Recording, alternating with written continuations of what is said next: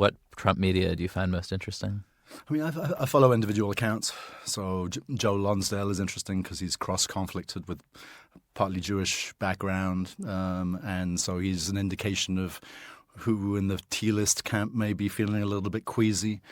Curtis Yarvin, the Teal's philosopher, kind of court philosopher, recently reappeared on Twitter, so that's fascinating.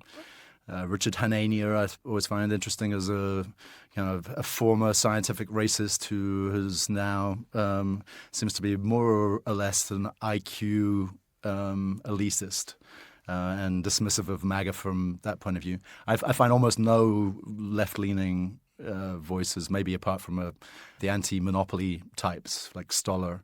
But apart from that, I don't really care about the abundance debate within the Democratic Party.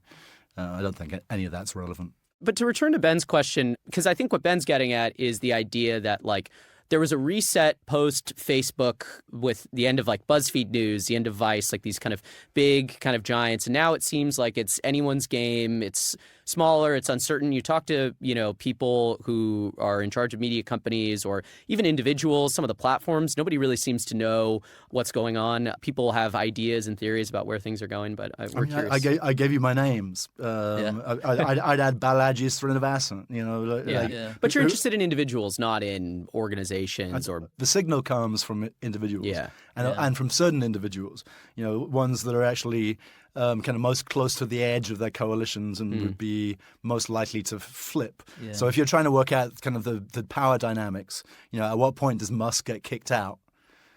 At what point does Trump separate himself from Musk's declining numbers, which they are afraid even to poll? Those kind of questions, which are actually interesting and market-moving questions, are the ones that you can only really analyze by looking at the dynamics between these individuals.